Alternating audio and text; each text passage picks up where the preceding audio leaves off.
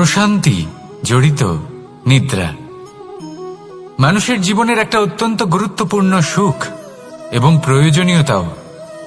দেখতে গেলে এই সংসারের প্রত্যেক পশু পাখি, প্রত্যেক জীব অবশ্যই নিদ্রা প্রাপ্ত করেন, কিন্তু মানুষ, যার মধ্যে বিচার বিবেচনা করার শক্তি অন্যদের থেকে অনেক বেশি, তার কিন্তু ঘুমের কিছু সমস্যা অবশ্যই হয়। কি বলেন, তাই তো? এবার এর কারণ কি? চিন্তা। এবার চিন্তা আমাদের সবার জীবনে আছে। আমরা সকলে জানি যে চিন্তা কখনো আমাদের সাহায্য করে না, তাও আমাদের জীবনে আছে। কেন? চিন্তার মাধ্যমে কি কখনো কোনো সমস্যার সমাধান হয়েছে? অর্থের চিন্তা করলে কি অর্থ লাভ হয়? ভবিষ্যতের চিন্তা করলে কি ভবিষ্যৎ ঠিক হয়ে যায়? স্বাস্থ্যের চিন্তা করলে কি স্বাস্থ্য নিজে থেকেই ঠিক হয়? হয় না। তাহলে এই সব কিছু থেকে আমাদের একটা ছোট্ট শিক্ষা অবশ্যই লাভ করা উচিত। আপনিও আপনার কাঁধ থেকে চিন্তার এই বোঝা নামিয়ে ফেলুন, আর এই সব ইচ্ছে একত্রিত হয়ে আমাদের মনে চিন্তা উৎপন্ন করে। তাই এই চিন্তাগুলিকে ত্যাগ করুন, প্রকৃতির প্রেমের উপর বিশ্বাস রাখুন। মনে রাখবেন, যিনি চিন্তামুক্ত হবেন তিনি চিতামুক্ত হবেন। সুখের নিদ্রা প্রাপ্ত করুন, আর নিদ্রায় যাবার আগে আমার সাথে ভালোবেসে বলুন, রাধা রাধা। মহাদেব, সেই দেবতা যিনি মহান, যাকে দেবতাদের দেবতা বলা হয়, যিনি হলেন আমার আরাধ্য। কখনো আপনার মনে এই প্রশ্ন এসেছে যে শিবকেই কেন মহাদেব বলা হয়, অন্য কোনো দেবতাকে কেন বলা হয় না? সেই কারণ মহাদেবের মধ্যে, ওনার মধ্যে এমন এক বিশেষ গুণ রয়েছে যা অন্য কারণ নেই। তা হলো নিঃস্বার্থ হয়ে মানুষের সেবা করা। যদি প্রয়োজন পড়ে, যদি সৃষ্টির পথে বিনাশের কালো মেঘ ছেয়ে থাকে, তখন নিজের প্রাণের চিন্তা না করে হলাহল পান করার জন্য প্রস্তুত থাকেন মহাদেব। আর এই অদ্বিতীয় ত্যাগের জন্যই শিবকে মহাদেব বলে ডাকা হয়। এবার যদি কোনো মানুষও নিঃস্বার্থ ভাবনার দ্বারা নিজেকে অর্পণ করে দেয় এই জগতের কল্যাণের জন্য, মানুষের সেবার জন্য, তাহলে তিনিও মহাপুরুষ, মহামানব হতে পারেন। যদি কেউ অভুক্ত থাকেন, তাহলে নিজের থালা থেকে অর্ধেক খাবার তাকে দিয়ে দিন। যদি কেউ অসুস্থ হন, তাহলে তাকে সেবা করার, চিকিৎসা করার চেষ্টা করুন। এই জীবন শুধু নিজের জন্য নয়, অন্যদের প্রতি, সমস্ত সংসারের প্রতি উৎসর্গ করুন। যদি এইসব মানুষ শিখে যান, তাহলে তিনি মহাদেবের পথে অগ্রসর হতে পারেন। যদি মানুষ নিঃস্বার্থ ভাবনার দ্বারা এই সংসারের সেবা করতে শিখে যান, তাহলে তিনি নিশ্চিত রূপে মহামানব অবশ্যই হতে পারবেন। আসুন আমার সাথে ভালোবেসে বলুন, রাধা রাধা। স্বর্ণ, হীরে, মুক্ত, মানিক, এই সব কিছুকে আগে পাথর বলা হতো। তাহলে এমন কি হলো যে এদের রত্ন বলা হয়? আর রত্ন তা বাস্তবে আসলে কি? এটা হলো সেই পাথর যাকে আগে আগুনের তাপ সহ্য করতে হয়েছে, পরখ করা হয়েছে, যাচাই করা হয়েছে, এদের কাটার চেষ্টা করা হয়েছে, কিন্তু তারা কখনোই নষ্ট হয়নি, বরং তারা আরো উদ্ভাসিত হয়েছে, আরো উজ্জ্বল হয়েছে, এই সংসারে আরো প্রকাশ ছড়িয়ে দিয়েছে। সেই জন্য এরা হলো এত অমূল্য, সেই জন্য এরা হলো বহুমূল্য, সেই জন্য এদের রত্ন বলা হয়।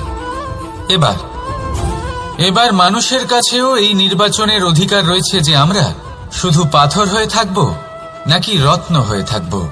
কিভাবে? আমাদের জীবনেও অনেক সমস্যা রয়েছে, বাধা আছে, বিপত্তি আছে।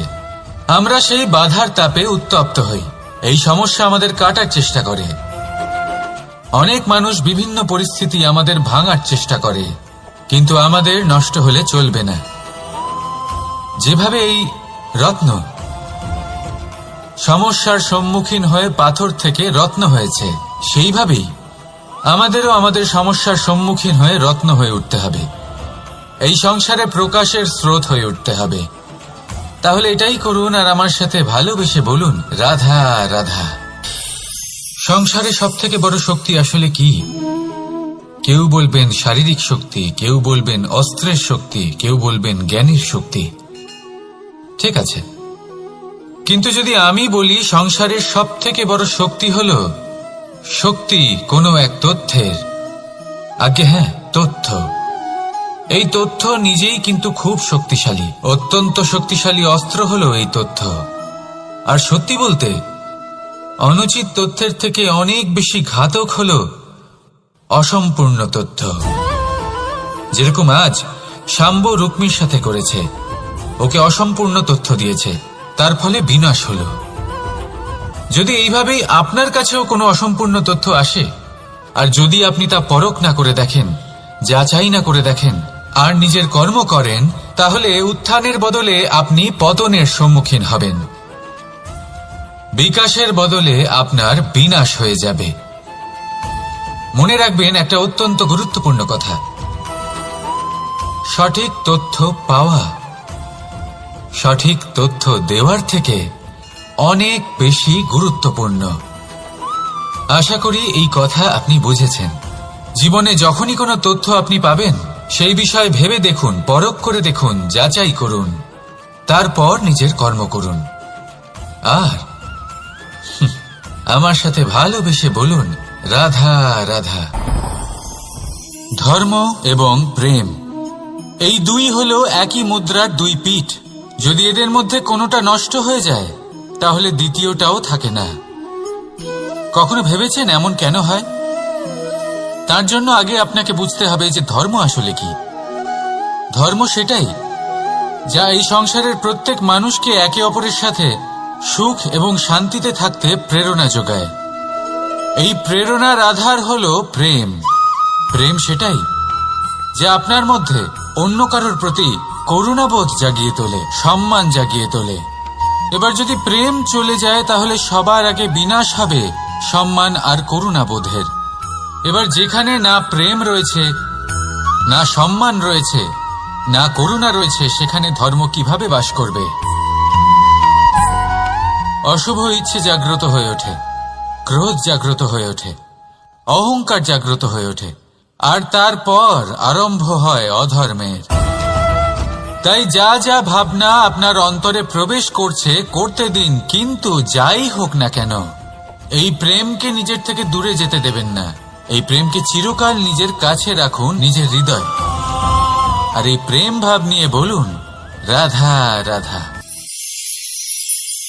মানুষের জীবনে উন্নতি লাভ করার জন্য তিনটি স্তম্ভের প্রয়োজন হয়। প্রথম স্তম্ভ শিক্ষা। এই শিক্ষা আমাদের জ্ঞান প্রদান করে। দ্বিতীয় স্তম্ভ ব্যবসা, যার দ্বারা আমরা ধন উপার্জন করি। তৃতীয় স্তম্ভ হলো আমাদের ঈশ্বর, আমাদের ইষ্ট। এনার সাথে যদি আমরা জুড়ে থাকতে পারি, তাহলে এমন একটা মানসিক বল আপনি লাভ করবেন যেটা এই সংসারে আর কোথাও পাওয়া সম্ভব নয়। কিন্তু মানুষ অনেক সময় জীবনে এই তিনটি স্তম্ভ লাভ করা সত্ত্বেও সামনে অগ্রসর হতে পারেন না।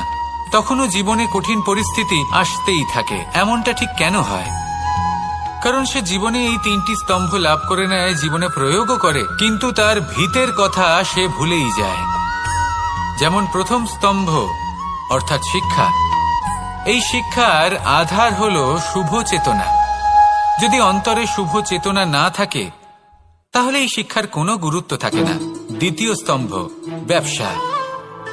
পরিশ্রম করে উপার্জন করতে হবে, এই কথাটা আমরা সবাই জানি এবং সবাই চেষ্টাও করি। কিন্তু ব্যবসা করতে করতে আমরা এটা ভুলে যাই আমাদের ব্যবহার কেমন হয়ে পড়েছে। এই ব্যবহার যদি শুভ হয়, তাহলে আমাদের উপার্জন আস্তে আস্তে একটা স্থির জায়গায় এসে পৌঁছবে। এবং তৃতীয় স্তম্ভ আমাদের ভগবান।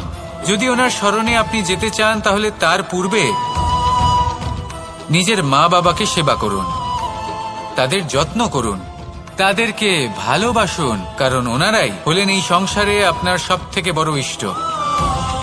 তাহলে তিন স্তম্ভের সাথে সাথে তাদের আধারকেও নিজের জীবনে প্রাধান্য দিন। কোনো সমস্যা আসবে না, জীবনে একের পর এক উন্নতি করবেন এবং এই মন প্রসন্ন হয়ে বলবে, রাধা রাধা। সুখ, দুঃখ এবং শক্তি, এই তিন হলো এই সংসারের ত্রিদেবের মতো। আমাদের জীবনে যা কিছু ঘটছে এই তিনটির ভিত্তির উপরেই হচ্ছে। আসলে এই সংসারের একটা নিয়ম আছে, যখনই আপনি কিছু লাভ করেন এই সংসার আপনার পরীক্ষা নেয়। এটা জানার জন্য আপনার পরীক্ষা নেয় যে আপনি যা কিছুই লাভ করেছেন আপনি কি আদৌ সেটার যোগ্য কিনা। ঠিক সেইভাবেই এই সুখ, দুঃখ এবং শক্তি আপনার পরীক্ষা নিয়ে থাকে। যখন সুখ আসে তখন সে আপনার পরীক্ষা নেয় যে আপনার মধ্যে অহংবোধ জাগ্রত হয়নি তো।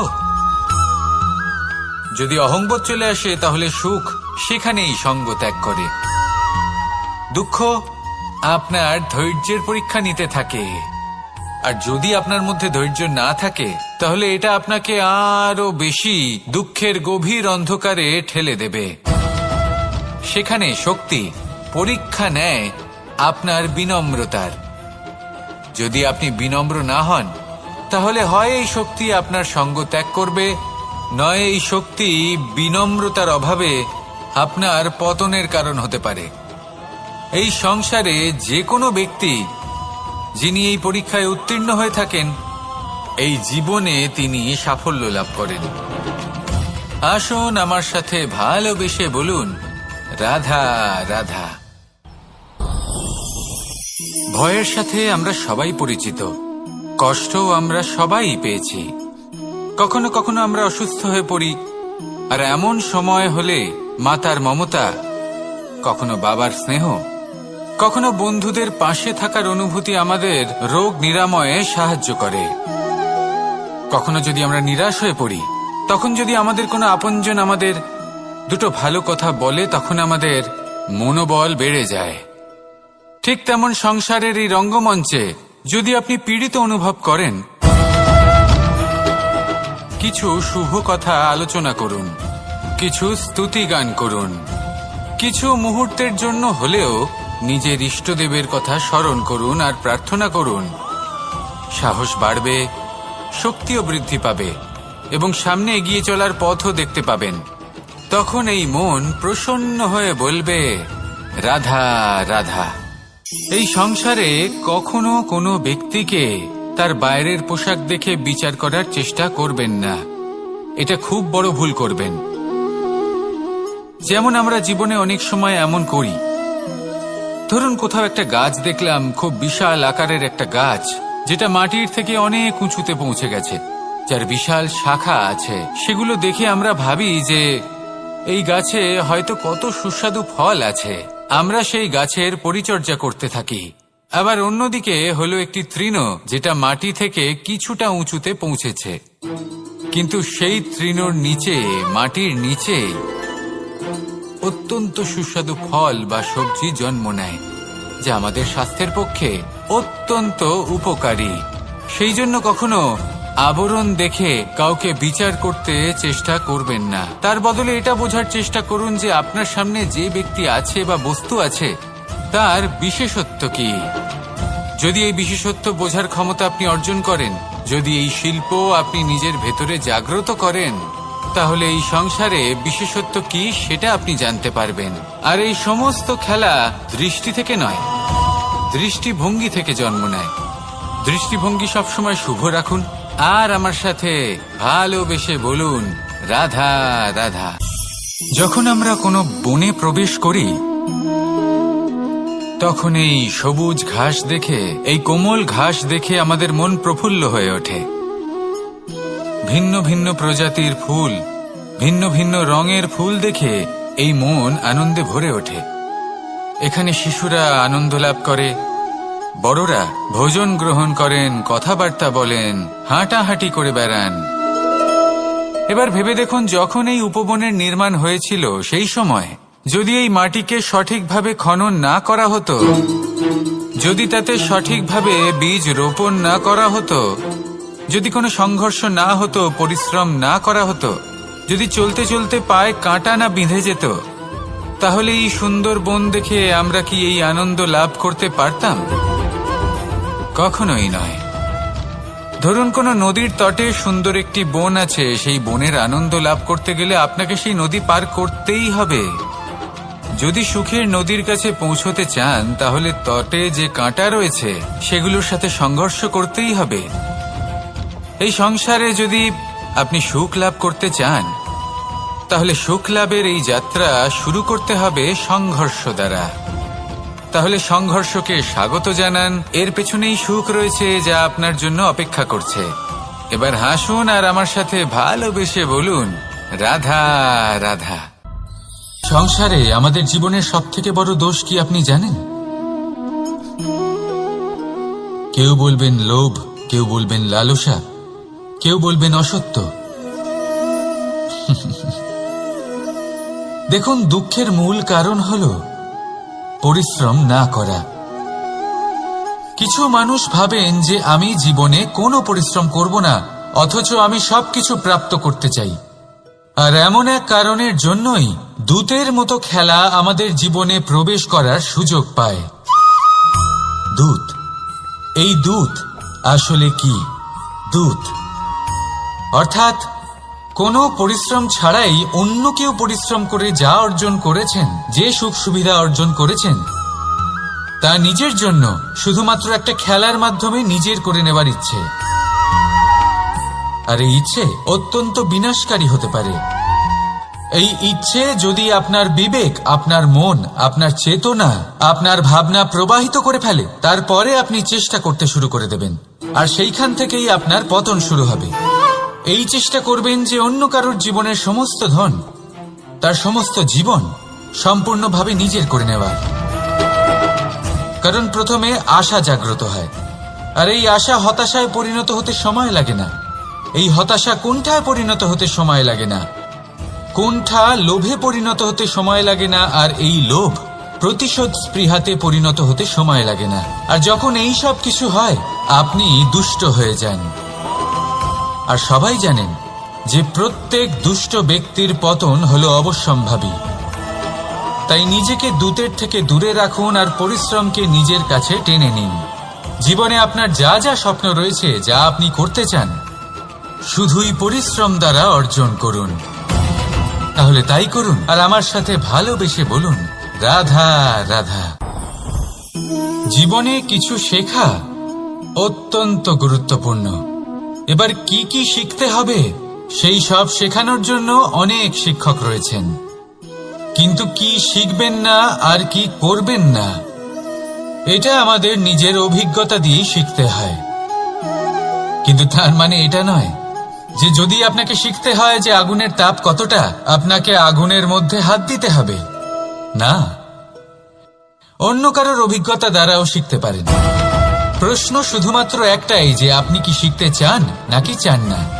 যদি আপনি এটাই ভাবেন যে আমি শুধুই নিজের অভিজ্ঞতা দ্বারাই শিখতে চাই, তাহলে জীবনকাল ছোট মনে হবে, অনেক কিছুই শিখতে পারবেন না।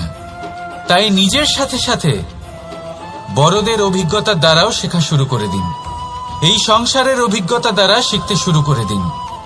আর এটা নিশ্চিত রূপে শেখা আবশ্যক যে কখন কি করবেন না, কোথায় থামতে হবে আর কোথায় থামবেন না। তাহলে আসুন আর আমার সাথে ভালোবেসে বলুন, রাধা রাধা। ভোজন। এবার ভোজন সংগ্রহ করার জন্য মানুষ কি না করেন, সব সময় চেষ্টা করতে থাকেন। ফসল উৎপাদনের জন্য অনেক পরিশ্রম করতে থাকেন, কিন্তু অনেক সময় অনেক পরিশ্রম করার পরেও ফসল ভালো উৎপাদন হয় না। এর কারণ কি? কারণ হলো এটাই যে আপনি পরিশ্রম হয়তো অনেক করেছেন, কিন্তু আপনার নজর তো সেই বীজের দিকে ছিলই না যা আপনি রোপণ করেছেন। সেই জন্য সব সময় কোনো বীজ রোপণ করার আগে তাকে পরখ করে দেখুন, তা অত্যন্ত আবশ্যক। আর সেইভাবেই যখনই কোনো কর্মের প্রশ্ন আসে, তাহলে সেখানে শুধুমাত্র পরিশ্রম যথেষ্ট নয়।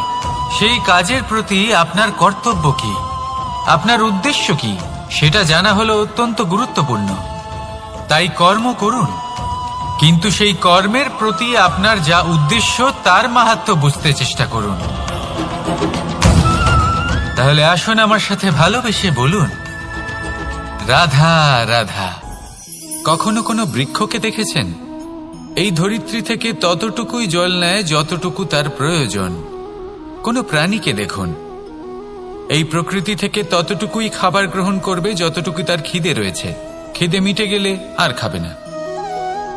এবার মনুষ্যকে দেখুন, সে নিজের জীবনে যা কিছু পেয়েছে, বস্তু, ধন, খাবার, শক্তি, প্রয়োজনের থেকে অনেক বেশি লাভ করার চেষ্টা করে থাকে। প্রয়োজনের থেকে বেশি যদি পেয়েও যায় তাহলেও তার কম মনে হয়। এবার এরকম ঠিক কেন হয়? এর পিছনের কারণ কি? কারণ হলো লোভ। লোভের আগুন কিছু এমন হয়, যদি মানুষের মনে একবার প্রজ্বলিত হয় তাহলে শুধু বাড়তেই থাকে। ততক্ষণ বাড়বে যতক্ষণ না আপনি নিজে তাকে বাধা দিচ্ছেন। তবে এই লোভের আগুন নিয়ন্ত্রণ করা সম্ভব। পরিমিতিবোধ, পরিমিতিবোধের চিন্তা। আপনাকে শুধু নিজেকে একটা সরল প্রশ্ন করতে হবে। যখনই মনের মধ্যে কোনো বস্তুর প্রতি, শক্তির প্রতি, ধনের প্রতি, ভোজনের প্রতি লোভ বেড়ে যায়, নিজেকে প্রশ্ন করুন, এটা কি আমার কাছে ততটাই প্রয়োজনীয় যতটা একটা বৃক্ষের কাছে জল, যতটা একটা প্রাণীর কাছে ভোজন? এটা কি ততটাই প্রয়োজনীয়? যদি উত্তর না হয় তাহলে নিজেকে সেখানেই বাধা দিন। সেই ভাবনা সেখানেই ত্যাগ করুন, কারণ সেটাই হলো লোভ। ঠিক এইভাবেই প্রয়োজনীয়তার চিন্তা করে আস্তে আস্তে এই মন নির্লোভ হয়ে উঠবে। আর এই মন প্রসন্ন হয়ে বলবে, রাধা রাধা। সংসারে সকলে উঁচুতে উঠতে চায়, কেউ নত হতে চায় না। সবাই এটা মনে করে যে নত হওয়ার অর্থ হলো তাদের আত্মসম্মান এবং অহংবোধের বিরুদ্ধাচরণ করা। তাদের মনে হয় যে যদি আমরা নত হই, সংসার আমাদের দুর্বল মনে করবে, তাদের শৌর্য এবং তাদের ব্যক্তিত্বের অপমান হবে। কিন্তু এটা কি সত্যি? প্রত্যেকবার নত হওয়ার অর্থ কি সম্মানহানি হওয়া? কখনোই নয়। আপনি নিজের জীবনকেই দেখে নিন। আপনার কোনো অমূল্য জিনিস যদি নিচে পড়ে যায় তাহলে তাকে কিভাবে তোলেন? সেই বস্তুকে তোলার জন্য আপনাকে নত হতেই হবে। আপনি বড়দের আশীর্বাদ কিভাবে লাভ করেন? আপনি নত হয়ে তবেই তাদের আশীর্বাদ লাভ করতে পারেন, তাই না? ভেবে দেখুন, আপনি একটা পথে হাঁটছেন, আপনি দেখতে চাইছেন যে আপনি সঠিক পথে হাঁটছেন কিনা, পায়ের নিচে কাঁটা পড়ে আছে কিনা। কিভাবে দেখবেন? আপনাকে সেই মাথা নত করেই দেখতে হবে। এর অর্থ কি? অর্থ খুব সহজ। প্রত্যেকবার নত হওয়া অনুচিত নয়, সেটা কোনোভাবেই সম্মানহানি নয়। পরিস্থিতি অনুসারে এবং যেখানে প্রয়োজন আপনি নত হতে শিখে গেলে আপনি অনেক কিছুই লাভ করতে পারবেন। জ্ঞান, মান, গুণ, বিশ্বাস। সেই জন্য প্রয়োজন এবং পরিস্থিতি অনুসারে নত হতে শিখুন, এতে অনুচিত কিছুই নেই। আত্মসম্মান থাকা অত্যন্ত প্রয়োজনীয়, কিন্তু তা যেন কখনো অহংকারে পরিণত না হয়। এই বিষয়ে অবশ্যই নজর রাখবেন এবং আমার সাথে ভালোবেসে বলবেন, রাধা রাধা। মানুষের জীবন দেখলে এতে সংকটও আসবে, বিপদও আসবে, অনেক সমস্যাও আসবে। কখনো কখনো এমন সময় আসবে যখন আমাদের আপনজনের থেকে সাহায্য চাইতে হয়। আমরা সাহায্য চাই আর তারা সাহায্য করেও দেন, আমাদের সংকট থেকে মুক্তও করে দেন। কিন্তু যখন এই সময় বদলে যায়, যখন সুখের সময় আমাদের জীবনে আসে, তখন আমাদের মনে একটা অহংবোধ জেগে ওঠে। মনে হয় উপকার আবার কি? সেই ব্যক্তি সাহায্য করেছিলেন তাতে কি? উনি তো নিজের কর্তব্য পালন করছিলেন। সেই ব্যক্তি আমাদের ধন দিয়েছিলেন যখন প্রয়োজন ছিল, তো আমরা সেই ধন তো ফিরিয়ে দিয়েছি, উপকার কিসের? এই ভাবনা অনুচিত। যদি কোনো ব্যক্তি আপনাকে সাহায্য করে থাকে যখন কেউ করেনি, যখন আপনার সবথেকে বেশি প্রয়োজন ছিল, সেই সাহায্য অমূল্য আর সেটা উপকারী বটে। যদি কেউ উপকার করেন তাহলে বিনম্র চিত্তে ভালোবেসে আজীবন তার উপকারের প্রতি কৃতজ্ঞ থাকুন। কারণ সত্যি কথা বলতে এই সংসারে উপকার করার মতো ব্যক্তি খুব কম রয়েছেন, আর উপকারীর কথা মনে রাখেন এমন কৃতজ্ঞ ব্যক্তি আরো কম। সেই জন্য জীবনে কৃতজ্ঞ থাকুন আর আমার সাথে ভালোবেসে বলুন, রাধা রাধা। জ্ঞান এবং অহংকার, এই দুইয়ের মধ্যে সম্পর্ক কোথায়? সম্পর্ক ঠিক সেরকম যেরকম হাত এবং কাকনের, যেমন চোখ এবং দৃষ্টির সম্পর্ক। এবার আপনি বলবেন, এ আমি কি বলছি? জ্ঞান এবং অহংকারের এমন সম্পর্ক কি করে হতে পারে? দেখুন, যে ব্যক্তি জ্ঞানী, যার কাছে জ্ঞান রয়েছে এবং তিনি জানেন যে তার কাছে জ্ঞান রয়েছে, তার মধ্যে নিজে থেকেই অহংবোধ জাগ্রত হয়। খুব কম সংখ্যক এমন জ্ঞানী ব্যক্তি আছেন যারা নিজেদের অহংকারের বিষয়ে আঁচ করতে পারেন। প্রকৃত জ্ঞানী হলেন তিনি, যিনি নিজের জ্ঞানের সদ্ব্যবহার করে অহংকারকে দূর করেন।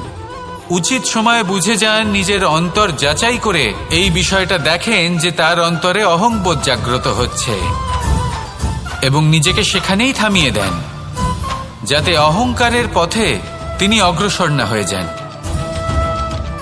এই অহংকার কখন উচিত, কখন অনুচিত, কখন প্রয়োগ করা উচিত, উচিত নয়, কখন বাধা দেওয়া উচিত, এটা শেখা অত্যন্ত প্রয়োজনীয়। আর যদি এটা আপনি শিখতে পারেন, তাহলে আপনি একজন জ্ঞানীও হয়ে উঠবেন এবং সুখীও থাকবেন। তাই মনে রাখবেন, এই জ্ঞান নিয়ে কখনোই অহংকার করবেন না, বরং সবসময় নিজের অহংবোধের বিষয়ে প্রকৃত ধারণা রাখবেন। আসুন আমার সাথে ভালোবেসে বলুন, রাধা রাধা। আপনি অবশ্যই কোনো গাছ দেখে থাকবেন যেখানে অনেক ফল রয়েছে। সেই গাছের ডালগুলি নিজে থেকেই নত হয়ে যায়। কেন? যাতে মানুষ, প্রাণী, এরা সকলে যাতে সেই ফল খুব সহজে গ্রহণ করতে পারেন। এটাই হলো প্রকৃতির শিক্ষা, এটাই হলো প্রকৃতির নিয়ম। মানুষেরও কিছুটা এরকমই হওয়া উচিত। যদি আপনি সাফল্যের চরম সীমায় পৌঁছে যান, অনেক বেশি ধন অর্জন করে ফেলেন, তখন মনে রাখবেন যে আপনি যেন অহংকারী না হয়ে পড়েন। বিনম্র থাকতে হবে। সেই ধনকে ব্যবহার করতে হবে উচিত কাজের জন্য। সেই ধনের দ্বারা সমাজের মঙ্গল করা উচিত। সকল মানুষকে সাহায্য করা উচিত যাদের ধনের অভাব আছে। যদি ধনী হওয়া সত্ত্বেও আপনি ধনের সদ্ব্যবহার এই সমাজের মঙ্গলের জন্য, তার ভালোর জন্য না করেন, যদি আপনি ধন দান না করেন, তাহলে এই ধন অহংকার রূপী বিষে পরিণত হয়ে আপনাকেই নাশ করবে। তাই ফলে ভরা গাছের মতো নত হয়ে থাকুন, বিনম্র হয়ে থাকুন, দান করুন আর আমার সাথে ভালোবেসে বলুন, রাধা রাধা। যদি আমি স্থির করি, যদি নিশ্চিত করি একটা মূর্তি গড়ে তুলব, আর কিছুক্ষণ সেই কাজটা করে আবার কিছুক্ষণ পরে বন্ধ করে দিই, আবার কিছুক্ষণের জন্য কাজটা করে আবার সেই কাজ বন্ধ করে দিই, আবার কিছুক্ষণের জন্য কাজটা করে বলি ক্লান্ত লাগছে, কিছুক্ষণের জন্য বিশ্রাম নিয়ে নিই, যদি এইভাবে আমি কাজটা করি, তাহলে কি এই কাজ উচিত সময় এবং উচিতভাবে সম্পন্ন হবে? কখনোই নয়। শুধু তাই নয়, যে কোনো কাজ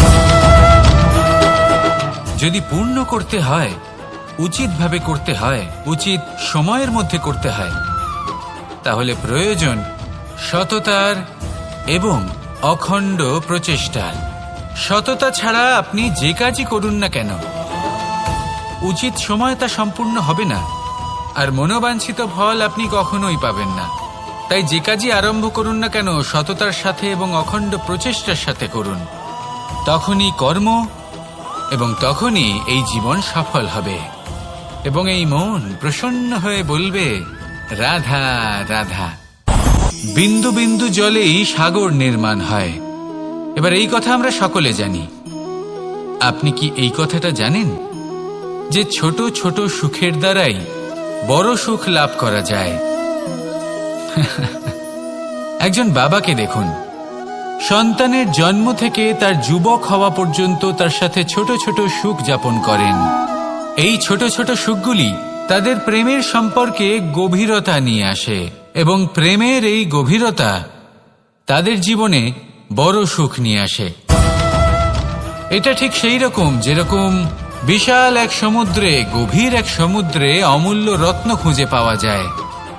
এটাও ঠিক সেই রকমই। সেই জন্য জীবনে বড় বড় সুখের খোঁজ করতে গিয়ে সময় নষ্ট করবেন না।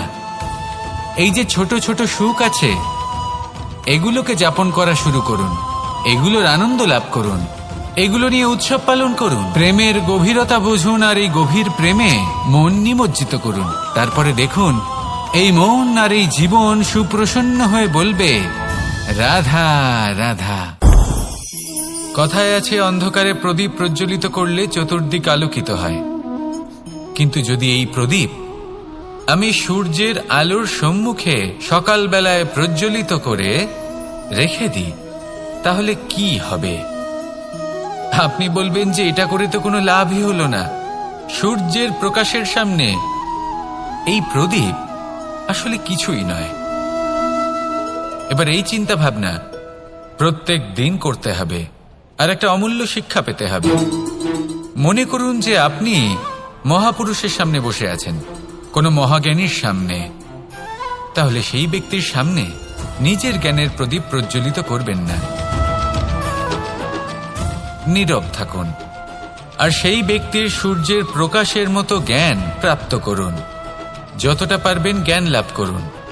যদি এমন কোনো সময় এমন কোনো স্থানে আপনি আছেন যেখানে চতুর্দিক অন্ধকার, কারোর কাছেই জ্ঞান নেই, সেখানে নিজের জ্ঞানের প্রদীপ প্রজ্বলিত করুন। এমন করলে দুদিক থেকেই আপনার লাভ হবে।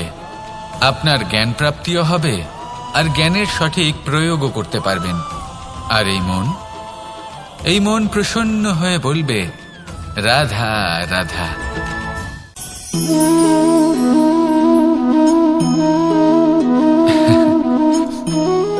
ঘুমের মধ্যে আমরা বিভিন্ন ধরনের স্বপ্ন দেখি, কিছু সুখের, কিছু দুঃখের, কিছু অত্যন্ত ভয়ানক।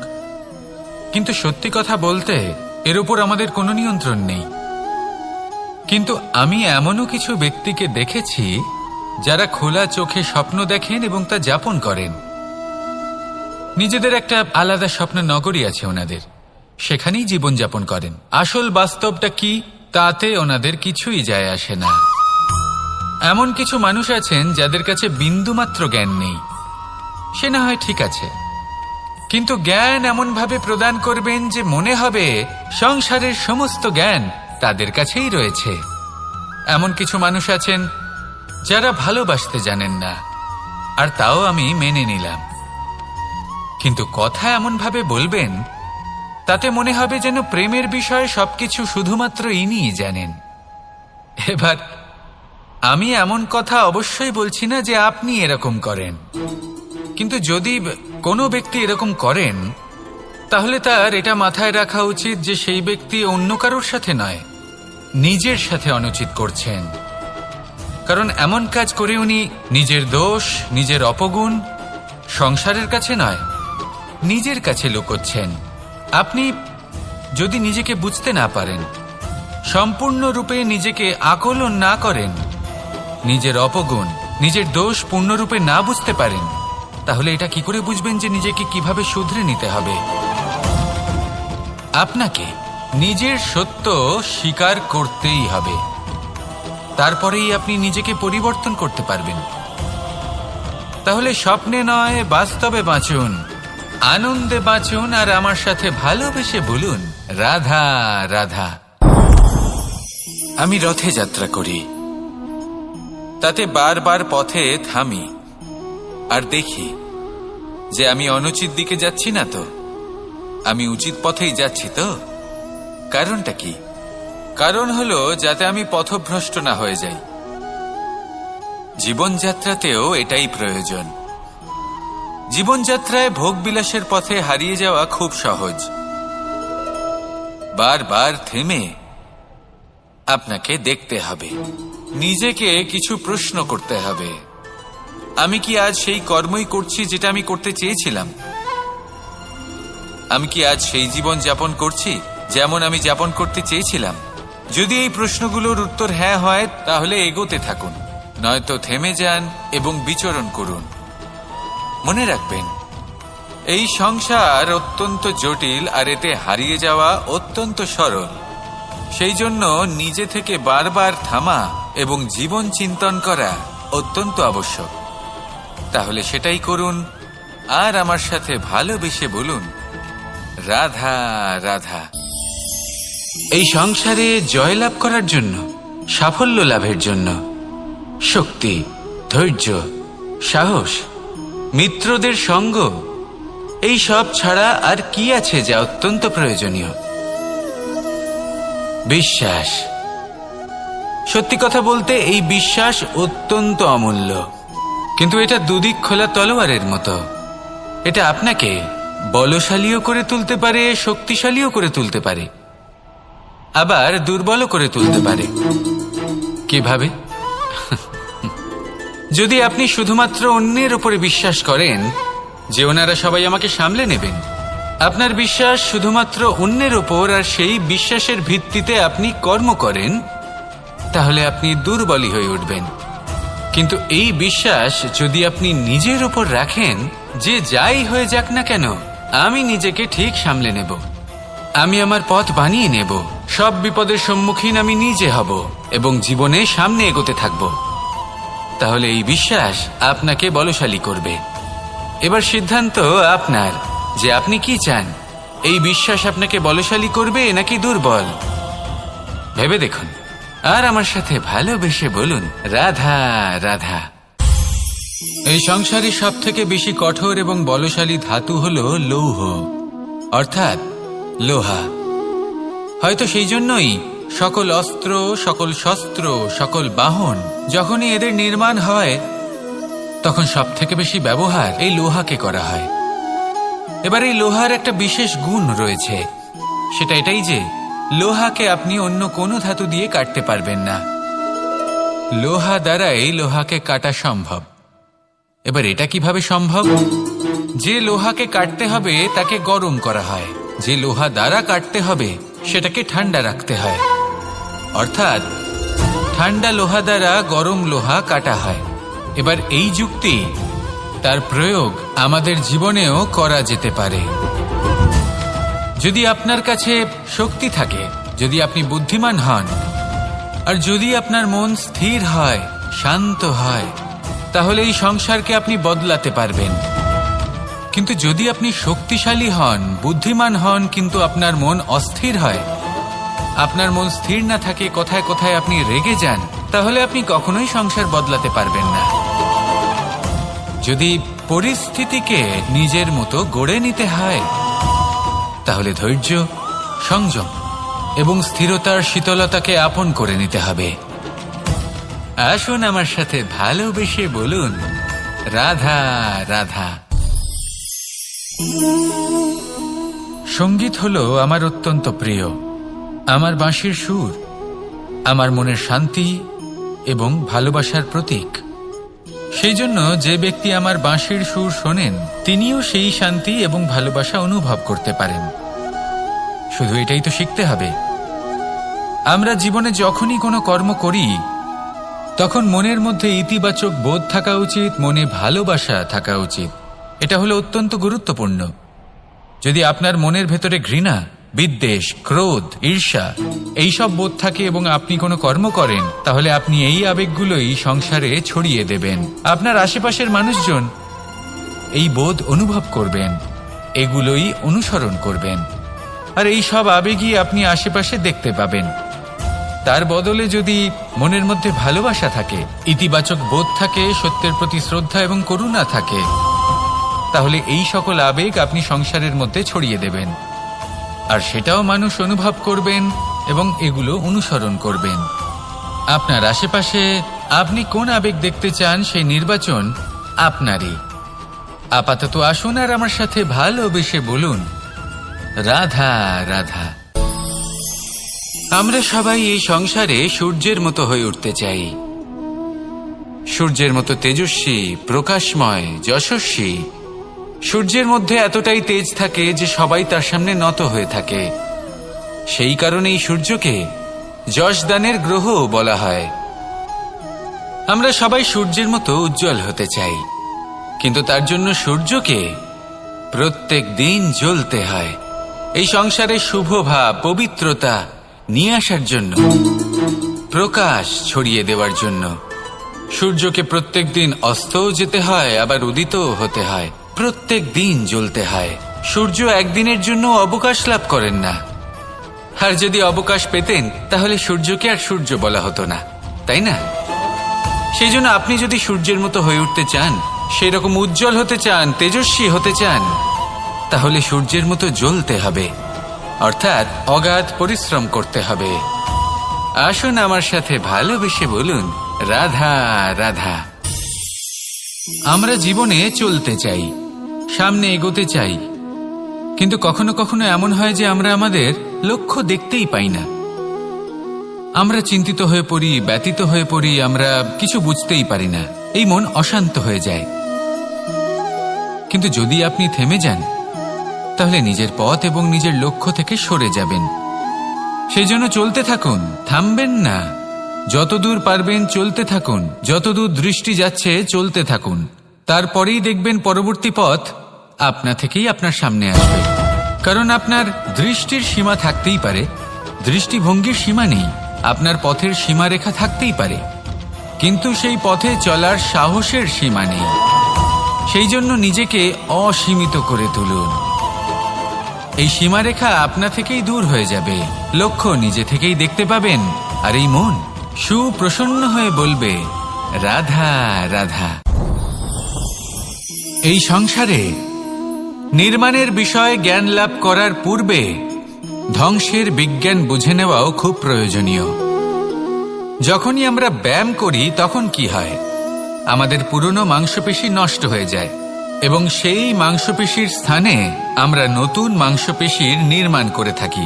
যেমন একটা নতুন ইমারত গড়ে তোলবার পূর্বে পুরাতন ইমারতকে ভঙ্গ করে দিতে হয়, তবেই তো সেই স্থান সজীব হবে, ঠিক কিনা? এবারে জ্ঞান এবং বিজ্ঞান ছাড়াও এমন কিছু আছে যা কিনা অত্যন্ত গুরুত্বপূর্ণ। তা হলো সীমা পার করে যাওয়া। এই যে সীমা, এই যে নিয়ম, তা মানুষের জন্যই বানানো, তাকে নিয়ন্ত্রণ করার জন্য তৈরি করা হয়েছে। এমন অনেক সীমা, এমন অনেক নিয়ম মানুষের জন্য অত্যন্ত মঙ্গলকারী। কিন্তু কিছু এমন সীমা আছে, কিছু এমন নিয়ম আছে যা মানুষের লঙ্ঘন করে যাওয়া অতি আবশ্যক। যতক্ষণ না এই সীমা লঙ্ঘন করছেন, নিজের নতুন অস্তিত্বকে খুঁজেই পাবেন না, সেই স্থানে পৌঁছতেই পারবেন না যেখানে সংসার তাকে চিরস্মরণীয় করে রাখবে। সেই জন্য জীবনে যাই করবেন, সীমা অতিক্রম করে যান। যদি পরিশ্রম করেন তাহলে সীমা অতিক্রম করে পরিশ্রম করুন। যদি লক্ষ্যের দিকে অগ্রসর হন তাহলে সীমা অতিক্রম করে অগ্রসর হন। কোনো সীমারেখা যাতে না থাকে, সেই সর্বোচ্চ স্থান দেখুন এবং অগ্রসর হন। এই সংসারে অগ্রসর হওয়ার জন্য এই সীমারেখা বুঝে নেওয়া এবং তা অতিক্রম করার জ্ঞান লাভ করা প্রয়োজনীয়। আসুন আমার সাথে ভালোবেসে বলুন, রাধা রাধা। এই সংসারে যখন সাফল্যের পথে আপনি অগ্রসর হবেন, তখন আপনার পরিশ্রম, একাগ্রতা, সাহসের সাথে সাথে সমাজের মানসিকতাও সহ্য করতে হবে। প্রত্যেক ব্যক্তি কিছু না কিছু ভাবেন, কিছু না কিছু বলেন। কিছু মানুষ এমন আছেন যারা ভাববেন যে আপনি কিছুই করতে পারবেন না, তারা আপনার নিন্দা করবেন। আর এই নিন্দার কথা ভেবেই আমরা ভয়ভীত হয়ে পড়ি। সেই কারণে নিজেদের আশা, নিজেদের বিশ্বাস হারিয়ে ফেলি। এবার যদি সেই নিন্দার ভয়ে আমরা লক্ষ্যচ্যুত হই, তাহলে সেটা অনুচিত। সেই জন্য জীবনে শুধু পরিশ্রম করতে থাকুন, সামনে এগোতে থাকুন। উদাহরণ সবাইকে দেবে। আসুন আমার সাথে ভালোবেসে বলুন, রাধা রাধা। আমি রাধাকে ভালোবাসি, আর এই কথাটা সমগ্র সংসার জানে। আর সময় অন্তরে লীলার দ্বারা, বিভিন্ন ঘটনা দ্বারা, কর্মের দ্বারা আমি নিজের এই ভালোবাসা রাধার সামনে প্রকাশ করি। এবার আপনি বলবেন, এসবের কি প্রয়োজন? রাধা কি এই কথা জানে না যে কৃষ্ণ তাকে কতটা ভালোবাসে?